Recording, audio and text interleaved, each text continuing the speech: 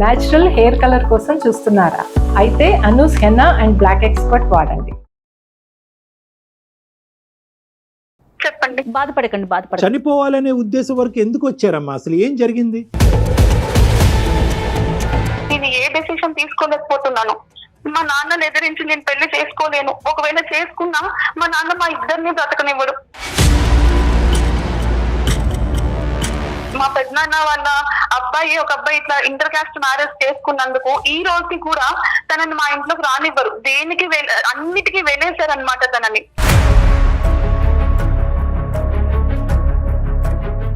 తనని నా ఇంటికి పంపించి తిరిగి శవం లాగా వాళ్ళ ఇంటికి పంపడం తప్ప మనిషిలాగా వెళ్ళడు. పోలీసుని అప్రోచ్ అయ్యి నాకు ఇలా ప్రాణ భయం ఉందండి, మేము ఇట్లా ఉన్నామని చెప్పినా కూడా మా నాన్న దేన్నైనా మేనేజ్ చేయగలరు. తనకు అంత పలుకుబడి ఉంది సొసైటీలో. కానీ నేను ఇతను వదిలేసి నేను వేరే వాళ్ళని చేసుకోలేనండి. నా వల్ల కాని పని. ప్రేమ గొప్పదా లేదంటే ప్రాణాలు గొప్పవా అనేది నేను ఆలోచిస్తున్నాను. పేరెంట్సా లేదా మనోహర, ఈ రెండిట్లో ఒకదానికి మీరు ఫిక్స్ అవ్వాలి. You have to fight back. నీకు ప్రేమ కావాలి, ప్రేమ అంత గొప్పది. మనోహర్ కావాలి, మనోహర్ లేకుండా మీరు బతకలేను అనుకుంటే కనుక ఫైట్ చేయండి. మీరు యుద్ధం చేయాలి, తప్పదు. అందమైన జీవితానికి స్వాగతం. నమస్తే డాక్టర్ గారు. నమస్తే జయ గారు. స్వప్నిక గుంటూరు నుంచి మెయిల్ చేశారండి మనకి. ఏంటంటే చాలా సెన్సిటివ్ విషయం కళ్యాణ్ గారు. ప్రేమించుకున్నారు ఈ అమ్మాయి స్వప్నిక అండ్ ఒక అబ్బాయి. అయితే ఇంట్లో పెద్దలు ఒప్పుకోవట్లేదు. రీజన్ మేము మార్చలేని రీజన్. ఈ ప్రపంచంలో ఎవరు ఈ కారణాన్ని మార్చలేరు. కాబట్టి మేము చచ్చిపోవటమే మాకు పరిష్కారం. అంత తీవ్రంగా పెట్టిందనమాట ఆ మెయిల్లో. సో నాకు వెంటనే మీతో మాట్లాడించాలి, చాలా నీడ్ ఉండింది అనేసి వెంటనే నేను కాల్ చేస్తానమ్మా రేపు ప్రోగ్రామ్ లో అని చెప్పేసి కూడా చెప్పాను స్వప్నిక. నిర్ణయం తీసుకోముందు మనకు ఫోన్ చేయటం, మనకి ఈమెయిల్ పెట్టడం. అవును అవును కళ్యాణ్ గారు, ఒకసారి కాల్ చేయండి. చేయండి, తప్పకుండా మాట్లాడాలి. స్వప్నిక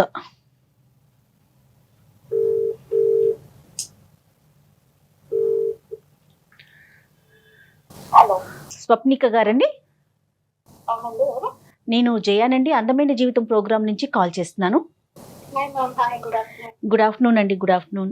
మీ మెయిల్ చూశాను, డాక్టర్ గారికి బ్రీఫ్ గా చెప్పాను. నాతో పాటు డాక్టర్ కళ్యాణ్ చక్రవర్తి గారు కూడా షోలో ఉన్నారు. మాట్లాడొచ్చా మీతో? రైట్, డాక్టర్ గారు కూడా ఉన్నారు. ఒక్కసారి బ్రీఫ్ గా చెప్పండి. అమ్మా స్వప్నిక. నమస్తే డాక్టర్ గారు. నమస్తే అమ్మా. భయం వేస్తుందమ్మా నీ ఈమెయిల్ చూసి చదివి.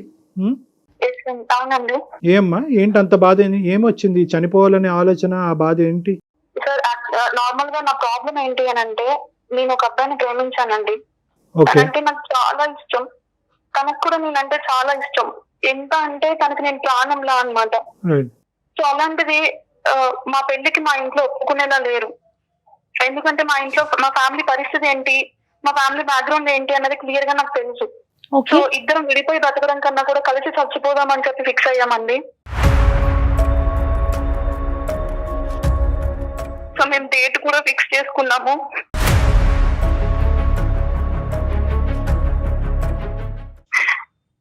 సో నేను ఒక సొల్యూషన్ కోసం మీకు కాల్ చేశానండి.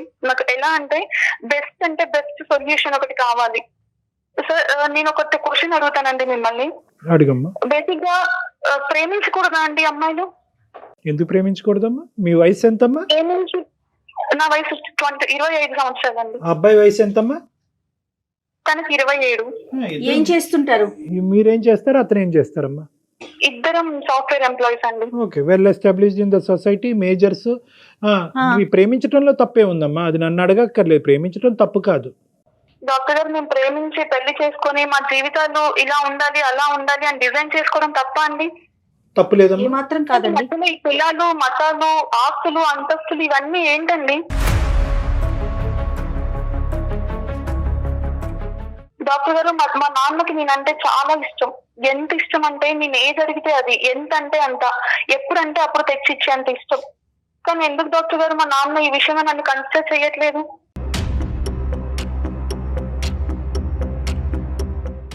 నేను చేసింది పాపమా? కానే కాదమ్మా. కానీ చనిపోవాలి అనేటటువంటి నిర్ణయం మాత్రం పెద్ద తప్పమ్మా. పాపము, తప్పు, నేరము కూడా. ఓకే, మీకు సమస్య ఉండుండొచ్చు. ఇంకా అంతకుమించి ప్రేమని ఏం చేయగలమండి ప్రేమని మేము? ప్రేమని ఈ పెద్దవాళ్ళు ప్రేమని పెద్దవాళ్ళు అంగీకరించకపోవచ్చు. పెద్దవాళ్ళని ఎదిరిదేటటువంటి ప్రయత్నం మీరు చేయొచ్చు.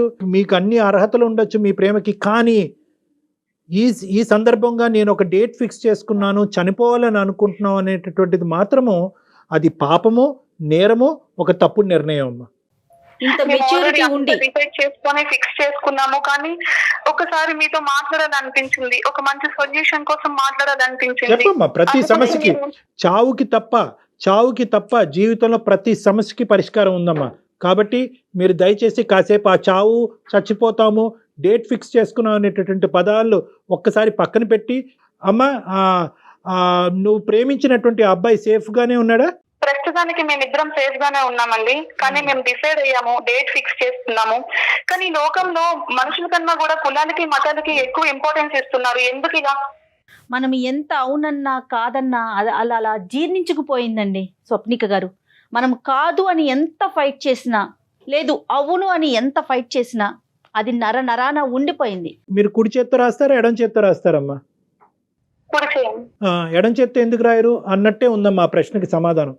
సో ఏంటంటే ఇది ఒక కల్చరల్ ఆస్పెక్ట్. అది ఒక ఆస్పెక్ట్. దాని గురించి ఇప్పుడు కాదు, ఎన్నో తరాలు బట్టి అంటరానితనం అనేటటువంటి అంశాలు ఎలాగైతే మనం పోరాడుతున్నాం, అప్పటి నుంచి కూడా మనం కుల మతాలు అనేటటువంటి అంశాల గురించి పోరాడుతున్నాం. కానీ ఏంటంటే ఇదేమంటారమ్మా, అవి పరువు హత్యలు అంటారా, అవి చూస్తూనే ఉన్నాం, అరాచకాలు చూస్తూనే ఉన్నాం, అధ్వానాలు చూస్తూనే ఉన్నాం. కానీ దానికి మించినటువంటి భయంకరమైనటువంటి అంశం ఏంటంటే అలాంటిది ఏదో జరగబోతుంది కాబట్టి మేము కూడా ఆత్మహత్య చేసుకుంటాం అనేటటువంటిది దీని అన్నిటికీ మించినటువంటి ఒక భయంకరమైనటువంటి అంశం. మా నాన్న నన్ను చాలా బాగా చూసుకుంటారండి. ఎంత ప్రాణం అంటే నేను అడిగితే ఏదైనా సరే, ఎంత కష్టమైనా, అది ఎంత దూరంలో ఉన్నా కూడా తెచ్చిచ్చే అంత. ఇంకొకటి ఏంటంటే తను చాలా పర్ఫెక్షనిస్ట్ అన్నమాట. ఎట్లా అంటే తను ఏదన్నా అనుకుంటే అలానే జరగాలి, దానికి మించి ఒక్క 0% అటు ఇటు అయినా కూడా తను యాక్సెప్ట్ చేయలేదు. అలాంటి పర్సన్ నన్ను ఇంతలా చేసుకొని, నా మీద ఇన్ని హోప్స్ పెట్టుకొని, ఈ రోజు నేను ఒక వేరే అబ్బాయిని ప్రేమించి పెళ్లి చేసుకుంటాను అని అంటే తను ఒప్పుకోడు. నాకు తెలుసు తను, నా ఫ్యామిలీ పరిస్థితి, మా నాన్న మైండ్ సెట్ ప్రతిదీ నాకు తెలుసు అండి. మాకు ఇంకొక దారి లేదు. ఇంకొకటి ఏంటంటే మా నాన్న ఇప్పుడు నాకు ఒక సంబంధం చూస్తున్నారు. మా వాళ్ళలోనే తెలిసిన వాళ్ళలో తను బాగా సెటిల్ అయిపోయారు, మంచి ఉద్యోగం ఉంది, నెలకు 5 లక్షల వరకు సంపాదిస్తారు, ఆస్తి ఎక్కువగా ఉంది, అది ఇది అని చెప్పన్నారు. అట్లీస్ట్ నన్ను ఒక్కసారి నీకు ఈ సంబంధం ఇష్టమా, ఆ అబ్బాయి అంటే ఇష్టమా, పెళ్లి చేసుకుంటావా అని కూడా నన్ను అడగలేదు.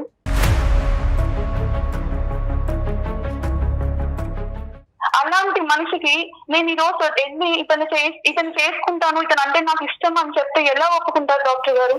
సైడ్ ఓకేనండి, అబ్బాయి సైడ్ ఓకే ఉంది, అదేం ప్రాబ్లం లేదు. మా పెళ్లికి అద్దొచ్చిందంట ఏంటి అంటే కులం, తక్కువ కులం లేదు.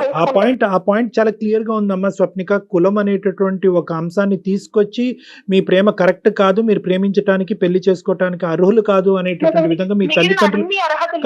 కానీ ఏంటంటే అమ్మా, పేరెంట్స్ ఇష్యూ ఎలా వస్తుందంటేనమ్మా, ఇవి చాలా సర్వసహజమైనటువంటి అంశం మన సమాజంలో. ప్రతి 4 ఇంట్లో 5 ఇంట్లోనూ మనం ఈ మధ్యకాలంలో చూస్తున్నటువంటి ఒక అంశం. ఇప్పటి వరకు ప్రేమించినటువంటి విషయం కరెక్టే, ఇంతకు మించి ప్రేమిస్తాం, దీనికంటే మించి ప్రేమిస్తాం, కొండ మీద కోతుని తీసుకురావాలి తమ్మన్నా తెస్తాం, కానీ కులానికి వ్యతిరేకంగా. ఎందుకంటే కనుక కేవలం ఈ కుటుంబ సభ్యులు ఏంటంటే నేను, అమ్మ, ఒక అన్నో, ఒక చెల్లో, ఒక తమ్ముడో, మీరు అన్నట్టుగా చూడట్లేదు, సమాజంలో ఒక భాగంగా చూస్తున్నారు. వీళ్ళు ఎంతవరకు కులానికి మతానికి విలువను ఇవ్వకపోయినా కూడా, ఇవ్వాలని అనుకోకపోయినా, మీ ప్రేమను రెస్పెక్ట్ చేయాలనే ఉద్దేశంతో వాళ్ళు ఉన్నా కూడా, రేపొద్దున ఈ సమాజం మమ్మల్ని వెలివేస్తుందేమో, ఆ సమాజం మనల్ని తక్కువగా చూస్తుందేమో, అదే సమాజంలో రేపొద్దున మనం ఉండవలసినటువంటి వాళ్ళను అనే ఉద్దేశంతో కూడా చాలా వరకు ఆ ఒత్తిడిలో చాలామంది కొట్టుకుమిట్లు ఆడిపోతున్నారమ్మా. ఈరోజు మీ తల్లిదండ్రులు మీ ప్రేమ కరెక్ట్ కాదు అని అనుకున్నా కూడా రేపొద్దున సమాజానికి ఏం సమాధానం చెప్తాం అనేటటువంటి ఉద్దేశంతో ఎక్కడైతే వాళ్ళు నిలబడ్డారో అక్కడ నిలబడిపోతున్నారు. ఇక్కడ ఒక అంశం అమ్మా, ఇక్కడ నాకు ఒకటి చెప్పండి స్వప్నిక. చెప్పండి. బాధపడకండి. చనిపోవాలనే ఉద్దేశం వరకు ఎందుకు వచ్చారమ్మా? అసలు ఏం జరిగింది? డాక్టర్ గారు, నాకు తను లేకుండా నేను బ్రతకలేనండి, నేను లేకుండా తను బ్రతకలేడు. ఇప్పుడు ఇప్పుడున్న సిచ్యువేషన్ ఎలా ఉంది అని అంటే పీకల్ మీదకి వచ్చేసింది. నేను ఏ డెసిషన్ తీసుకోలేకపోతున్నాను. మా నాన్నని ఎదిరించి నేను పెళ్లి చేసుకోలేను. ఒకవేళ చేసుకున్నా మా నాన్న మా ఇద్దరిని బ్రతకనివ్వడు. ఇంత ప్రేమించి, ఇంత అర్థం చేసుకొని ఇట్లా ఉన్న వాళ్ళము మా నాన్న చేతిలో చనిపోవడం కంటే మాకు మేము చనిపోయి చావులో అయినా కలిసి ఉండడం బెటర్ అనిపిస్తుందండి మాకు.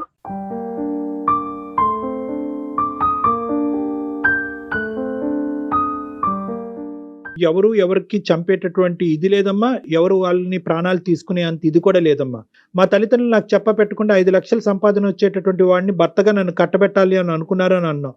అట్ ద సేమ్ టైం ఇంకో మాట కూడా నువ్వు చెప్పావు ఏంటంటే కనుక చాలా పర్ఫెక్షనిస్ట్ మా నాన్నగారు, ఇలాంటి వాటిని అస్సలు సమర్థించరు, ఒప్పుకోరు అనేది చిన్నప్పటి నుంచి నేను చూస్తూనే ఉన్నాను అని చెప్పి కూడా నువ్వు ఒక అబ్బాయిని సెలెక్ట్ చేసుకుని ఆటోమేటిక్గా అది తీసుకెళ్ళి మీ తండ్రి దగ్గర ప్రవేశపెడితే కనుక ఆబ్వియస్గా వాళ్ళ దగ్గర నుంచి ఇటువంటి రియాక్షనే వస్తుందమ్మా.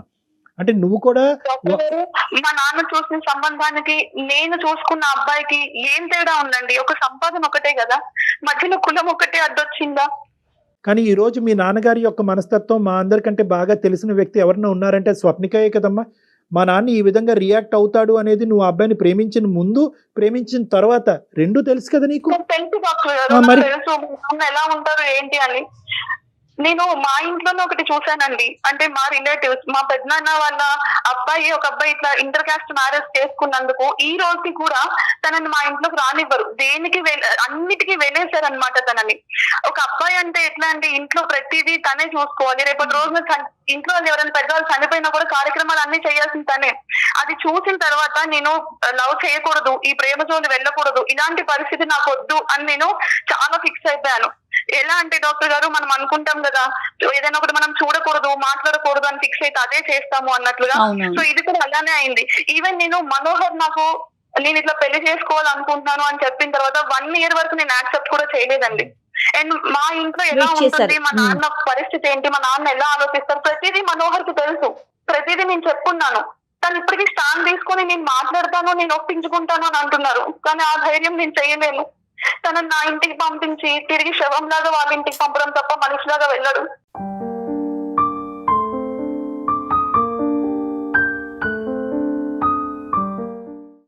అది నాకు చాలా క్లారిటీగా తెలుసు.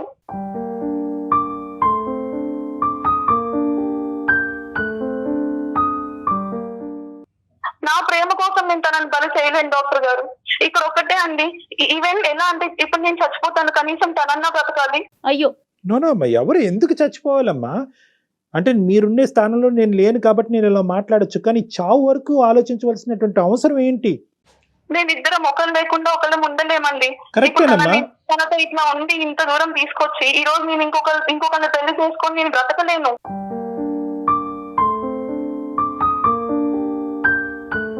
ప్రేమ అనేది ఉంటేనే బతుకుంటాం, ప్రేమ లేకపోతే చచ్చిపోతాం అనేటటువంటి ఉద్దేశంతో ఎంతో మంది అమాయకమైనటువంటి అమ్మాయిలు అబ్బాయిలు ప్రాణాలు తీసుకుంటున్నారమ్మా. ఎంతో కడుపు సోకును గురి చేస్తున్నారు, పేరెంట్స్కి ఎంతో బాధనిస్తున్నారు.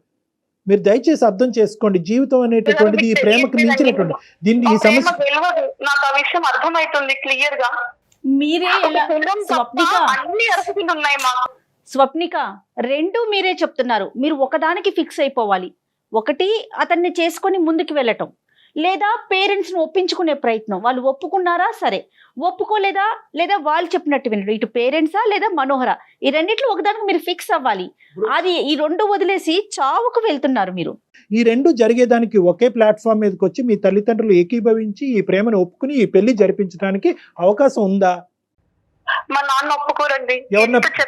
మీ నాన్న ఎవరి ద్వారా, పెద్దల ద్వారా గానీ ఎవరన్నా మీ ప్రేమను అర్థం చేసుకున్న మనుషులు కానీ ఎవరు చెప్పినా, ఈవెన్ ఇప్పుడు మేము మా నాన్నని కాదనుకుని నేను బయటికి వెళ్ళి చేసుకున్నా కూడా ఎవరిని అప్రోచ్ అవ్వాలి? ఈవెన్ నేను పోలీసుని అప్రోచ్ అయ్యి నాకు ఇలా ప్రాణ భయం ఉందండి, మేము ఇట్లా ఉన్నామని చెప్పినా కూడా మా నాన్న దేన్నైనా మేనేజ్ చేయగలరు. తనకు అంత పలుకుబడి ఉంది సొసైటీలో. మనోహర్ పేరెంట్స్ వచ్చి మీ పేరెంట్స్ తో మాట్లాడితే ఏమన్నా ఉపయోగం ఉందమ్మా? ఒప్పుకోరండి, సమస్య లేదు. ఇంకా నేను వాళ్ళని ఇంకా ప్రాబ్లం లో పడేసిందని అయితాను. ఇక్కడ ఇంకొక విషయం కళ్యాణ్ గారు, ఇప్పుడు వాళ్ళ కజిన్ కి జరిగినట్లే సేమ్ రిపీట్ అవడానికి అవకాశాలు ఉన్నాయి అంటారా తిని విషయంలో కూడా? అంతే. ఇప్పుడు తన ఏంటంటే తన చాలా క్షుణ్ణంగా విశ్లేషించి వాళ్ళ ఫ్యామిలీ గురించి అన్ని తెలుసుకున్న తర్వాత అమ్మాయి మాట్లాడుతుంది. ఆబ్వియస్లీ ఏంటంటే ఇక్కడ ఎలా రియాక్ట్ అవుతారు అమ్మ? ఆల్రెడీ మీ పేరెంట్స్ కి మీ ప్రేమ ఎంతకాలం బట్టమ్మా, ఎంతకాలం బట్టి మీరు ప్రేమించుకున్నారు? 3 years అండి. మీ పేరెంట్స్ కి ఈ విషయం తెలిసి ఎంతకాలం అయింది? మా నాన్నకు తెలీదు, మా అమ్మకు తెలుసు అండి. నాన్నగారికి అసలు తెలియదు. అమ్మ ఏమంటారు? తెలీదు. అమ్మ సపోర్ట్ చేయగలదా ఈ మా ఇష్యూలో? అమ్మతో ఇదే చెప్తారు, నాన్నకు తెలిస్తే ఇలా అలా మేము నిన్ను పోగొట్టుకోలేము, అది ఇది, తనను వదిలేసి నాన్న చెప్పిన సంబంధం చేసుకో, జీవితం బాగుంటుంది, కొన్నాళ్ళు బాధపడతావేమో, తర్వాత బాగుంటుంది, అది ఇది అని చెప్తున్నారు. కానీ నేను ఇతను వదిలేసి నేను వేరే వాళ్ళని చేసుకోలేనండి, నా వల్ల కాని పని. ప్రేమ గొప్పదా లేదంటే ప్రాణాలు గొప్పవా అనేది నేను ఆలోచిస్తున్నాను. అంటే ప్రేమను కాపాడుకునేటటువంటి ఉద్దేశంలో ప్రాణాలే తీసుకునే అంత ఆలోచన వరకు మీరు వెళ్తున్నారు కదా, అది ఎంతవరకు సబబు అన్నది ఒకటి ఆలోచిస్తున్నాను. రెండోది ఏంటంటే ఇందాక జయ గారు చెప్పినట్టుగా ఇంకా ఇప్పటికొచ్చి మీ తండ్రి గారి దగ్గర ఈ యొక్క ప్రస్తావన తీసుకెళ్ళలేదు. ఒకప్పుడు తీసుకెళ్తే ఏమవుతుందని మీరు అనుకుంటున్నారు? ఓకే, స్టార్టింగ్లో వ్యతిరేకత వస్తుంది, ఖండిస్తారు, తప్పంటారు, చంపేస్తామంటారు, కొట్టేస్తామంటారు. కానీ ఈవెన్చువలీ మీరు కన్సిస్టెంట్గా ఈ అబ్బాయి యొక్క విలువలు కానీ, ఈ అబ్బాయి మీకు ఎందుకు నచ్చాడు, ఆ అబ్బాయి యొక్క ఉద్యోగం, తర్వాత సంపాదించేటటువంటి పరిస్థితి, ఇవన్నీ తీసుకెళ్తే కనుక ఒప్పుకోరా అమ్మా? మా నాన్నకి నేను చెప్పుకున్నా కూడా డాక్టర్ గారు, ఇవన్నీ కన్సిడర్ చేసి వీటన్నిటికీ ఒప్పుకున్నా కూడా కులం విషయంలో మా నాన్న ఒప్పుకోరు. అంటే చాలా మంది ప్రేమించుకునే అమ్మాయిలు అబ్బాయిలు ఏంటంటేనమ్మా, మా కుటుంబంలో తల్లిదండ్రులు ఏది యాక్సెప్ట్ చేస్తారు ఏది యాక్సెప్ట్ చేయరు అనేటటువంటిది సినిమాలాగా వాళ్ళకి అన్నీ కనిపిస్తూనే ఉంటాయి. అయినా కానీ అక్కడి వరకు తీసుకెళ్తారు. ఎందుకు తీసుకెళ్తారంటే కనుక ఆ రోజు ఏదో మ్యాజిక్ చేసి ఏదో ఒప్పించేస్తాం, ఎవరో ఒప్పించేస్తారు అనేటటువంటి ఆలోచనతో ఏంటంటే ఈ ప్రేమను అలా కొనసాగిస్తూ చివరికి ఏమంటారు అంటే కనుక, అబ్బా 5 సంవత్సరాల పాటు మేము ప్రేమించుకున్నామండి, ఇప్పుడు ఎలా వదిలి ఉంటాము, వదిలిండే దానికి అవకాశమే లేదు అని అంటారు.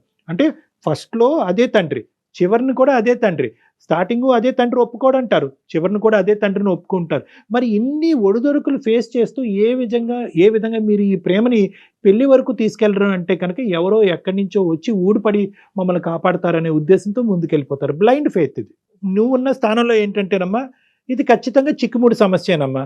చాలా మంచి సొల్యూషన్ ఇవ్వండి డాక్టర్ గారు, నా సమస్యకి అని అంటున్నావు. కానీ ఇక్కడ at the end of the day ఎవరో ఒకరు హర్ట్ అవుతారు, ఎవరో ఒకరు అవమానకరమైనటువంటి పరిస్థితిలోకి వెళ్ళవలసినటువంటి అవసరం ఉంది. ఇక్కడ పోలీసులను కూడా మా నాన్న కొని తెస్తాడు, పోలీసులను కూడా లేదంటే పోలీసులను కూడా ఇన్ఫ్లుయెన్స్ చేసే ప్రయత్నం చేస్తాడు అనేటటువంటి మాటలు ఇక్కడ కరెక్ట్ కాదమ్మా. ఎందుకంటే ఇక్కడ ఎవరో ఒకరు సోర్స్ ఆఫ్ హెల్ప్ తీసుకోవాలి, మీ కుటుంబంలో పెద్దల యొక్క హెల్ప్ అయినా తీసుకోవాలి, లేదా పోలీసుల వరకైనా నువ్వు వెళ్ళాలి, తప్పదు. ఎందుకంటే పోలీసుల వరకు వెళ్తే కనుక మళ్ళీ నాన్నని రోడ్డు మీద తీసుకొచ్చిన దాన్ని అవుతాను, నాన్న అవమానం ఫీల్ అవుతాడంటే కనుక ఇంకా అన్ని యాంగిల్స్లో మనం బ్యాలెన్స్ తీసుకొచ్చి మీ ప్రేమని పెళ్లి వరకు తీసుకెళ్ళటం కష్టం. చేసినా కూడా ప్రయోజనం ఉండదండి. తండ్రి తెలిస్తే కనుక ఇది ఒప్పుకోవడం అని తెలిసి కూడా నువ్వు ప్రేమించావు. ఇప్పుడు తండ్రి దగ్గరికి ఇంకా ఒక సబ్జెక్ట్ తీసుకెళ్లకుండా తండ్రి ఇదే కన్క్లూజన్కి వస్తాడు అనే బలమైన నిర్ణయంతో ముందుకెళ్తున్నావు.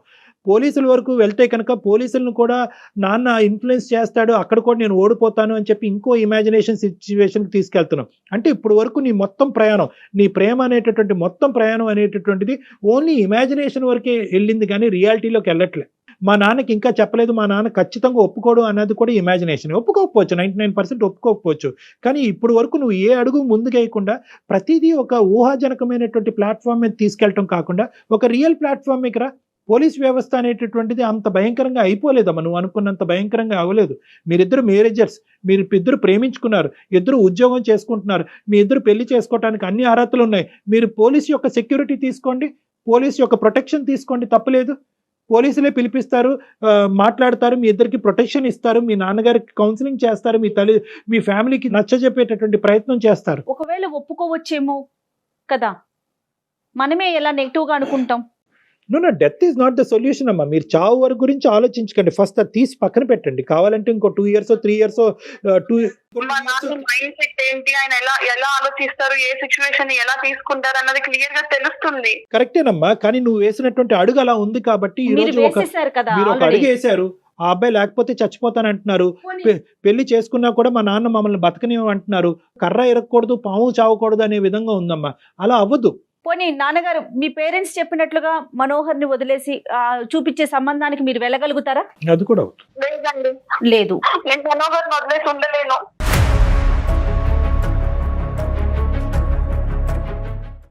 ఒకటి స్వప్నిక, నువ్వు అనుకున్నంత స్మూత్ గా ఒక సినిమా స్టోరీ లాగా ఈ కథకి అంతం ఉండదు. ఇది కఠినమైనటువంటి అంశమే.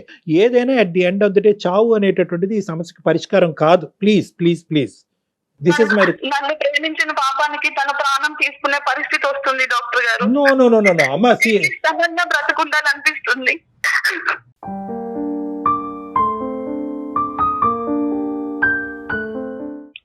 కనీసం నేను చచ్చిపోతే తనంతా బతుకుతాడేమో అని ఉంది, కానీ తను ఉండలేడు.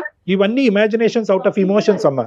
ఇవన్నీ ఊహాజనకమైనటువంటి అంశాలు, ఇమోషన్స్ వల్ల మీరు తీసుకునేటటువంటి తొందరపాటు నిర్ణయాలు. కాసేపు ఇమోషన్స్ తీసి పక్కన పెట్టండి, ఈ ప్రేమ అనేటటువంటి సబ్జెక్ట్ తీసి పక్కన పెట్టండి. మీ జీవితానికి ఒక ఆశయం ఉంది, ఒక గమ్యం ఉంది, మీ అందరికీ మీ జీవితాలకు ఒక పర్పస్ ఉంది. కేవలం ప్రేమను గెలిపించడం గురించే మీరు ఈ ప్రపంచం మీద పుట్టుకు రాలేదు. ఇవన్నీ కూడా అర్థం చేసుకోండి దయచేసి. ప్రేమ ఉంటే కనుక బతుకుంటాం, ప్రేమ లేకపోతే చచ్చిపోతాం. అతను చచ్చిపోకూడదు, నేనే చచ్చిపోవాలి, వద్దమ్మా. ఈ చావేంటమ్మా? మీరు ప్రాబ్లమ్ని ఫేస్ చేయాలి స్వప్నిక. మనోహర్ కావాలన్నా లేదా అటు మీ పేరెంట్స్ చెప్పినట్లు వినాలన్నా ఏదైనా సరే మీరు ప్రాబ్లం ఫేస్ చేయాలి, దానికి రెడీగా ఉండండి. ఎనీవే, ప్రేమించావు, మనోహర్ లేకపోతే జీవితం లేదు అనుకుంటున్నావు, తండ్రిని కూడా కుటుంబాన్ని కూడా వదులుకోకూడదు అనేటటువంటి ఆలోచనతో మీరు వచ్చారు. కాబట్టి మీకు నాకు ఒకటే సలహా, you have to fight back. నీకు ప్రేమ కావాలి, ప్రేమ అంత గొప్పది, మనోహర్ కావాలి, మనోహర్ లేకుండా మీరు బతకలేను అనుకుంటే కనుక చేయండి, మీరు యుద్ధం చేయాలి, తప్పదు.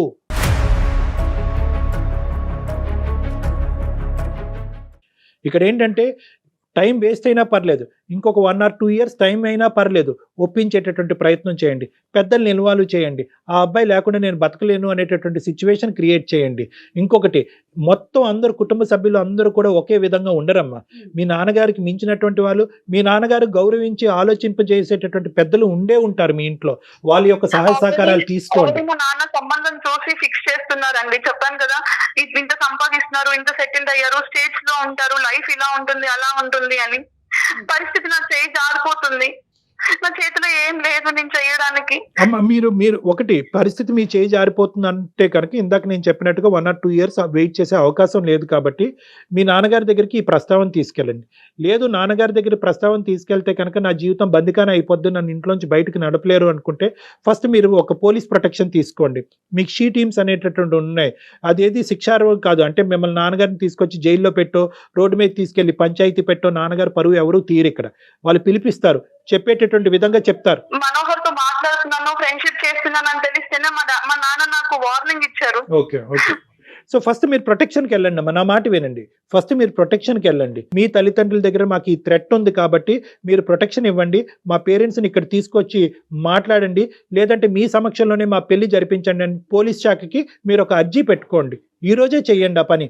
అప్పుడు వాళ్ళు ఎదురుగుంటానే మీ పేరెంట్స్తో, అంటే మీ ఎదురుగుంటానే మీ పేరెంట్స్తో వాళ్ళు మాట్లాడతారు, కౌన్సిల్ చేస్తారు. ఒకప్పుడు వినకపోతే కనుక దగ్గరుండి ఆ పోలీసులు మీ పెళ్లి జరిపించేటటువంటి ప్రయత్నం చేస్తారు. ప్రధానంగా మీకు కావాల్సినటువంటిది ప్రొటెక్షను.